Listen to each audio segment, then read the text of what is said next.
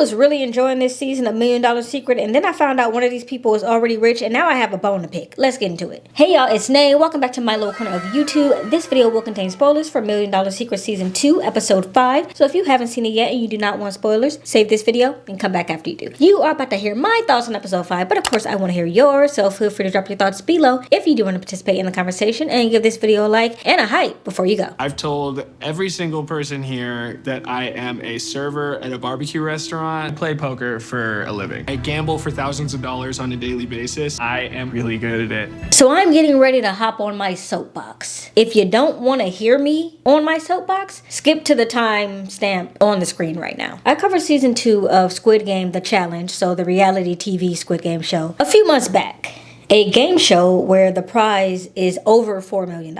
And there was a guy in that season who was a professional poker player and already a multimillionaire, but trying to win another $4 million, and I didn't like that. And I didn't like it because I think it's gluttonous. You don't need another million. People, for some reason, only think of gluttony when they think of food. And I don't really understand that, because you can be gluttonous with anything. We have a consumerism problem right now. Neatos, Stanley cups, Starbucks bear cups, collecting the little, what are they, the dumplings. We have a consumerism problem, right? A lot of these people are just gluttonous. They're not real collectors. They just throw it in a box and put it in the closet and forget about it. To me, that's not a collector. When you collect something like it's on display, like it's you know what I mean? There's a difference. That's a sidebar. You can be gluttonous with almost anything. People who have enough money already should not be coming on shows and fighting people who, if they win this show, that money would change their lives. Now, Hunter doesn't say he's a multimillionaire, but what he does say is, I'm a professional poker player. I play for thousands of dollars every single day. I'm very good at it. He's playing high stakes poker. And when he says he's playing for thousands of dollars a day, I hope that y'all don't think it's $1,000 or $2,000. When he says thousands of dollars, he's talking tens of thousands of dollars that he's playing for. I would probably have, if I have to take a guess, the buy-in for the games that he plays is probably minimum $5,000. This is just me randomly, right? But you know what I'm saying? Like, you have to have the money to play the game. And so I can assume that you already have money. I'm gonna assume that you already have money in the bank, because broke people aren't playing for thousands of dollars a day in poker unless they A, have a gambling problem, in which case get some help because that's serious, or B, they are in severe debt and they're trying to get out of debt. Hunter doesn't sound like he has a severe gambling problem, and he doesn't sound like he's in severe debt.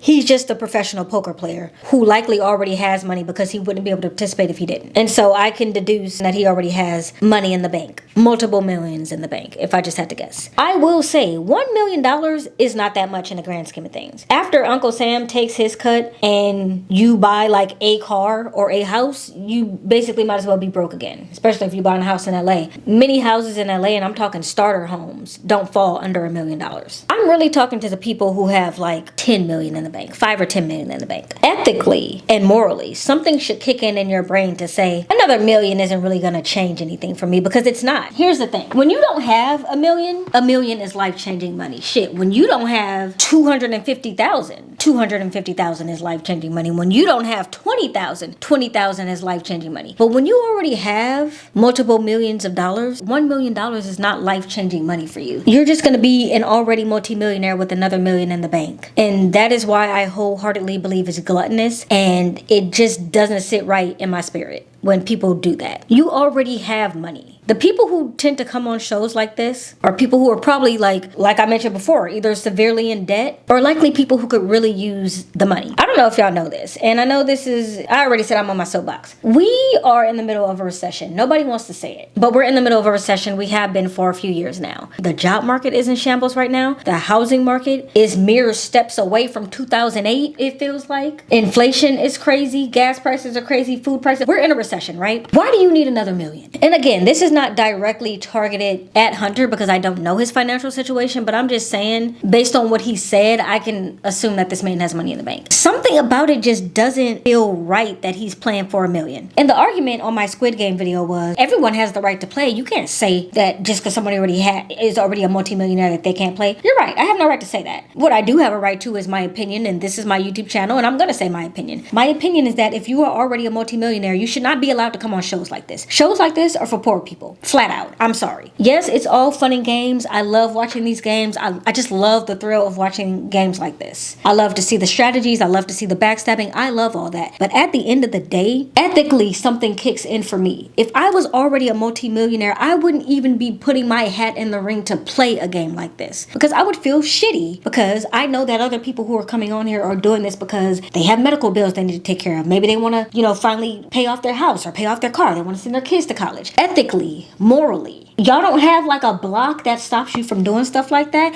And I guess not, because the only way that you end up with people who are billionaires, Elon Musk, inching severely, dangerously close to being a trillionaire, the only reason you end up with people who have billions with the B, this is a little tangent, but the only reason you end up with people who end up with billions with the B, trillions with a T, are because they do not have a moral compass. I'm sorry, that's just my opinion, and I don't care who it is. Elon Musk, Jeff Bezos, even though I love Amazon, I know what I'm supporting, okay? I can't cut it all out. Major corporations, Rihanna, it does not matter. Anyone who becomes a billionaire with a B, you have to be a little bit morally bankrupt. I'm sorry, you just do. You just don't. I'm talking past millionaires. They're not even in the conversation, because what's a milli when you have a billy? I'm talking past that. Sorry. I just feel really, there's nothing that says you have to be a broke person to play this game, but I think we as humans, in order to, there's a psychology phrase for it, but it escapes me. It's like living in an echo chamber. It's like you have a cognitive dissonance almost. You know that it's not right, but you're gonna justify it because, oh, it's just a game, anybody can play. But just because anybody can play doesn't mean anybody should. That's just me. That's just my opinion on it. I think it's super gluttonous, and I think it's ethically fucked up to let people who already have money play games like this. But I digress. If you're still with me, I digress. Let's talk about the millionaire, Nick. So we pick up on the elimination dinner. Kasey goes home, Melissa goes home. Melissa goes home because she was in fact a hard player. She was getting ready to ramp it up. She was already placing her pieces. In that last episode, she was telling people what to do to, meet in groups and all that. She was getting ready to take over. She needed to go. I get it. Kasey, on the other hand, Kasey was damn near an innocent bystander. Kasey was damn near a casualty, okay? An innocent casualty. She just so happened to be the one who called Nick out at the elimination dinner and said, yeah, when we had mentioned that the millionaire was born in 1999, I saw your face get a little red, and I ain't never seen you get red like that before. That's why she went home, is because she got a little bit too close to the sun. She accused a little bit too close to the sun. She was a poor, unfortunate soul, as Ursula would say. I also love how Umeko was looking at the camera like, it better not be me going home, because that's how she was looking. So Nick keeps his money. He meets with Peter. Peter gives him his next agenda, and this is the next agenda. You must clip these 3 clothespins to 3 different people. On the surface, this sounds like a pretty easy agenda, but I don't know if y'all have ever watched Impractical Jokers. I love that show. I actually haven't seen it in a long time. I don't think I've seen it since Joe left, but I used to love it when Joe was on it. On that show, one of the pranks that they did was take clothespins and pin them on people in grocery stores. Again, it sounds easy. It's light, you think people can't feel it, but people who are aware of their surroundings, they're going to notice that 1, you're too close to me. 2, I just felt something. So it's actually a lot harder than you think it is. A lot harder than you think it is. It's not the most difficult thing, but it's also not as easy as it appears on the surface. Now, there's pros and cons to the way you want to do it. If you do it in a big group of people, that's potentially more eyes on you and more chances for you to get caught. But you have a better chance of the person who you pinned not knowing that it was you. If you do it in a small group of people, which is what Nick ultimately does, then there's only so many people that it could have been, and you can start doing process of elimination, start figuring out who was sitting on this side of you, who was sitting on that, and it'll be a lot easier. So there were ways to do it. We know which route Nick took. Now, the penalty for not doing this was pretty steep. I gotta give it to him. 4 votes against him at the elimination dinner. So he's lucky he completed it. And because he completed it, he got the prize, which was the cancellation of the trophy room, which ended up being essentially null and void because it didn't matter. They already know it's him anyway. But he gets that, and he also gets to cancel out 2 votes against him at the elimination dinner. That might come in handy. We're not going to know until episode 6, but that might actually save him. That's the part of the prize that was worth taking the risk. I don't know if it was worth getting caught for, but it was worth the risk. We also get a nice little bonus in this game because we get one of the regular players to get a secret agenda, and that person is Umeko. Her agenda is very easy. Hit 3 people on the head with a beach ball during the beach outing day. She accomplishes that in a millisecond mostly because no one's paying attention to her. So it's easy for her to do something in succession like that because no one thinks she's a millionaire. Everybody is pretty solid on the fact that it's Nick, so they're not even looking at her repeatedly doing something. Any other time someone does something over and over, they would have been like, is that an agenda? But because nobody was paying attention to her, they weren't paying attention to her, so she does it very quickly. Yeah. Go play some volleyball in the water. Ow. That's the easy part of her agenda. The hard part of her agenda is gonna be making sure Nick stays in this game. Because if she completes that, then she becomes a new millionaire. If she doesn't complete that, she gets 4 votes against her at the elimination dinner, which again, is hard because it actually might come into play. If Nick doesn't get eliminated, those 4 votes against her might actually matter because it could create this kind of 3 different split vote things where there might be a couple of votes against Nick. He knocked some of them out. There might be some against Hunter. And then there'll be 4 of the automatic votes against Umeko. She actually could end up going home. I think there's a possibility that that could happen if the votes get split up enough. Or basically if Nick doesn't get enough votes. But of course she wants to keep him in this game because she wants to be the new millionaire. Now Nick doesn't know this. Let's keep that in mind throughout this. He has no idea that she has an incentive to keep him in the game. Nevertheless, she knows she has that incentive. We know that she has that incentive. And since we're here, let's talk about this beach day. Like I said, Umeko completed her task immediately. And Nick started to work on his task. He gets 1 pin on Lauren G. She doesn't notice and he thinks he's in the clear. And before I get into the rest of this, I want to propose something. I think that Nick has been sliding by because he has pretty privilege. Hear me out. Nick has gotten away with having the money because he's attractive. And it might be because he's attractive and white, but it's definitely because he's attractive at the very least. Correct me if I'm wrong on this, but I do think that statistically, white men who are attractive tend to be trusted more statistically because of the white thing. We don't even have a history lesson on why that is, why people think they're trustworthy. And attractive people in general, regardless of race, are just seen as more trustworthy because would someone who's beautiful try to dupe you or lie to you or bamboozle you? Yes, they would. If you look at serial killers, a lot of them end up being white attractive men because especially the ones who go after women. Look at Ted Bundy, attractive man. Look at y'all might beat me up for saying this, but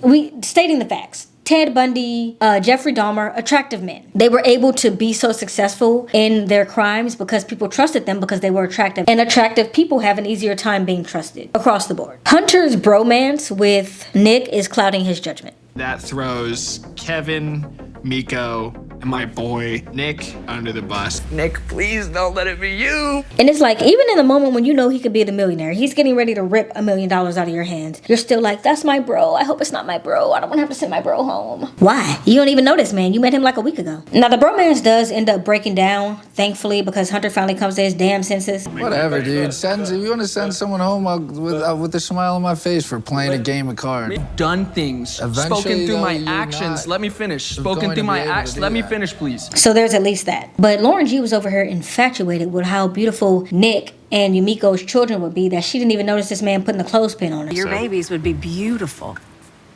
Like unnaturally beautiful. Realizing very quickly that's an agenda item. And the millionaire, it's handsome Nick. Oh, they'd have gorgeous children. Girl, he is agenda in you right now. You've been clothespinned. And I think him successfully getting that pin on Lauren made him a little bold. Because then he tries to put it on Kaleb and he gets caught immediately. Which off top was a bad idea. I mentioned this earlier, but it was only him, Kaleb, and Lauren. That's 3 people. If the 2 other people have clothespins on them and you're the only one who doesn't, and they've only been with you, what would make you think that they wouldn't think that you did that? Noggins, turn them on. You had to realize that if you got caught, they would know it was you. You know what he could have done in that moment? He could have said, I just found one on me too, but he didn't because he don't think quick. And so Kaleb catches him, and then Lauren sees hers, and Kaleb calls him out. And Nick gives the most ridiculous answer. Did you do that? There's a paper clip on my sleeve. Did you do that?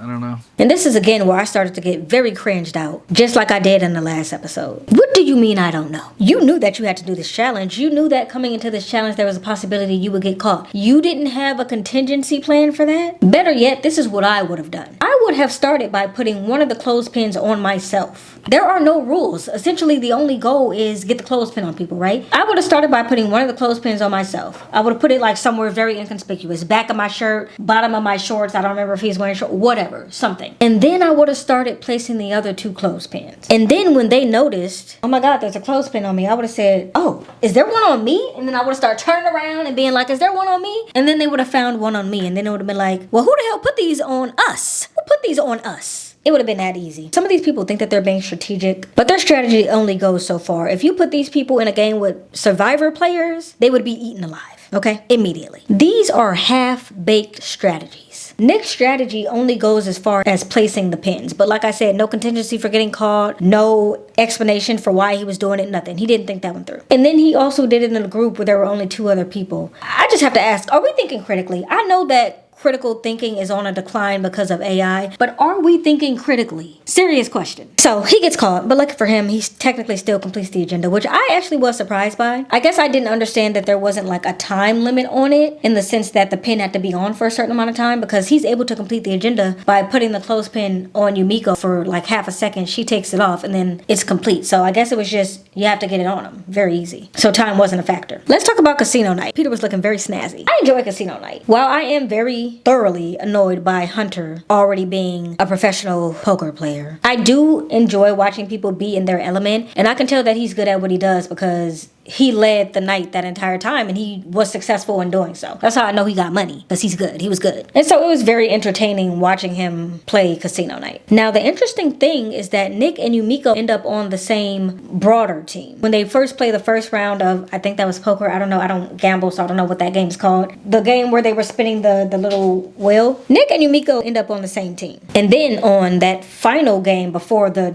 1-to-1, they end up on opposite teams. Now when they get to that 2-against-2 game, Hunter suggests that they throw the game. He's on a team with Umeko. He says, we're going to throw the game, so that Nick and Kaleb end up being in the 1-to-1. He says to Nick, you should throw your round against Kaleb, because if you throw the game, we know that Caleb's going to be the one with immunity, and it doesn't matter because Kaleb wasn't born in 1999. We know he's not the millionaire. It doesn't matter. We're essentially handing him the immunity, because we know that the millionaire was born in 99, and both you and Umeko were born in 99, and we don't want to take the risk of giving the millionaire immunity. So he suggests throwing the game. Him and Umeko throw it. What is she gonna do? Fight? No, she can't tell anybody that she's trying to keep the millionaire in the game. Nick does fight. He says, why would I throw the game? And Hunter says, why wouldn't you? Why wouldn't you throw the game? If you're not the millionaire, you shouldn't care about having immunity. I don't want to look sus, but like, why would I not try to win this? I think it looks extremely suspicious to fight super hard when you are on a list of suspects. Now, to Nick's point, even if Nick wasn't the millionaire, people thought he was, so he still could have wanted immunity without being the millionaire. That's totally fine. That's totally valid. And Nick and Umeko are both taking over for the 99 and 2000. So obviously, I think regardless, Nick would have had a reason to want immunity. And I want to propose something. This could all be by chance, or like I said in my previous video, this could be a situation where the producers are simply producing. They say that Umeko was chosen at random to get the additional agenda, but we don't know that it was random. They could have picked her on purpose because her and Nick have a thing and they knew that it would make it, kind of suspicious, maybe. They say that for Stag 21, Peter randomly assigned people to be on the 2-to-2 teams, but we don't know if that bag only had 2 different keys in it, meaning that when he was drawing for someone to be on Hunter's team, there could have only been 2 keys in the bag, and the keys are shaped. He knows which one is which, and he could have said, I know that this one is Nick's. I'm going to purposely pick Nick to be on Kaleb's team. He could have purposely picked Umeko to be on Hunter's team. We don't know if that happened or not. It's very possible that that's something that happened. Sure, it could all be random. It could also be producers. That being said, Nick does lose fair and square. He tries his best, but Kaleb gives him absolutely nothing to work with. He plays a very conservative game, like Nick says. He can't read him. He's not really doing a good job because by design, Kaleb does it on purpose just so he could wipe him out in the end. It's going to be hard at the start because Caleb's just playing very tight. If your card's higher than like 8, Caleb's probably just going to check fold. It's impossible to do anything because he's just plays so conservative. And at this point in time, everybody knows that Nick is the millionaire, so all this conversation we're having about is he or isn't he is all for naught because they already know. I am starting to wonder though if I might owe my good sis Umeko an apology, because maybe she's not as ditzy as I thought. Maybe she wasn't losing sight of the game. Maybe she was playing the long game. Umeko tells us that she worked for the U.S. Army in intelligence. She's smart. She knows how to read people. She might be just as good as that poker player at reading people. I think she does actually like Nick, but I also think there's a possibility that she's playing up how much she likes him, or that she's using the fact that people think she likes him to her advantage. No one is even suspecting that she's working with him, which he doesn't even know. So working to get him to stay in the game. No one's suspecting it because they just think that she's spending a lot of time with him because she likes him, when really she's trying to get in his head. And I think that's working out perfectly in her favor because it's not putting any targets on her back. She's hanging around a boy she likes. Okay, what girl doesn't want to do that? And so she almost successfully pulls off this blind side of Hunter until Kat steps in. Kat, for some reason, seems surprised that people are trying to keep the millionaire in the game.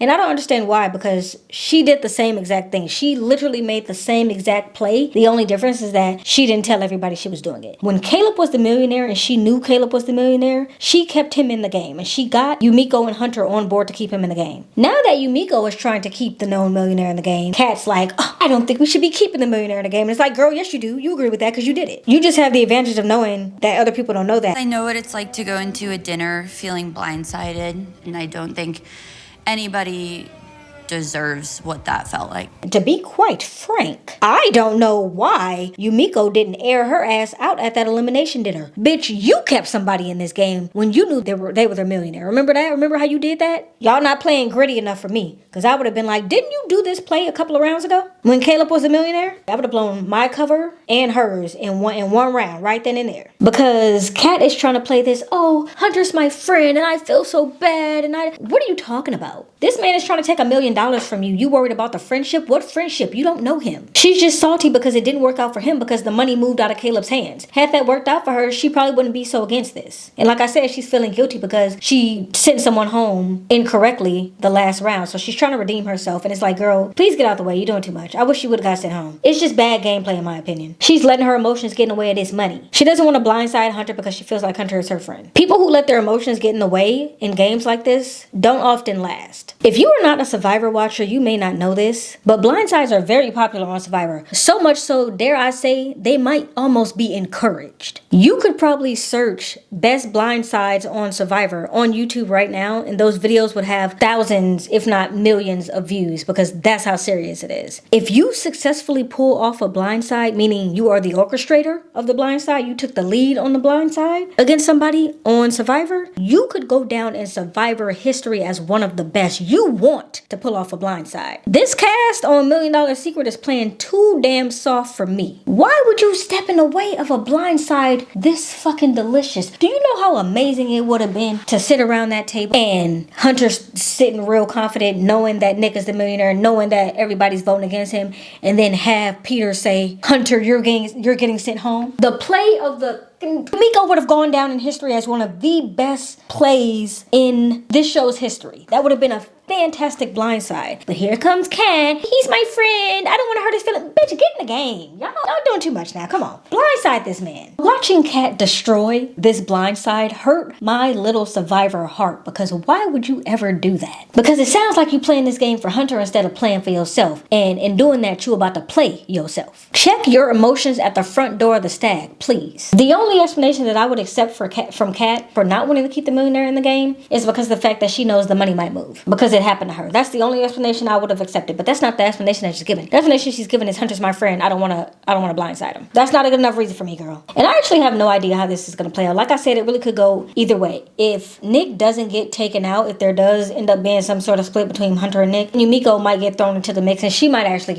get sent home. That would be crazy. I think it could really go either way at this point. Umeko had done a fairly good job at getting the votes against Hunter until Kat came in and destroyed it. Nick is also going to be able to automatically get rid of 2 votes against him, so that could come into play. I would actually love for the money to go to Umeko and see Hunter get out the game. 1, because I think he already has money, but 2, because I want this blindside to happen. I know that it's an open blindside at this point, but I want to see that go down. I think that would be amazing. And not only that, I'm gonna be honest, y'all, I think that would change the course of this game. The reason that everyone is playing nice right now is because that's what this game is blend. This show only has 2 seasons, so everyone's playing niceties because that's what it is right now. But the moment that someone pulls off something like this, like a blindside of somebody, it would have hit harder if Kat didn't say anything. But the moment that people start playing real dirty, it's going to change the dynamics on the show. And what's going to happen is harder and harder game players are going to start applying to come on the show. And it'll completely change the show. It'll make the show better. If you go back and you watch the first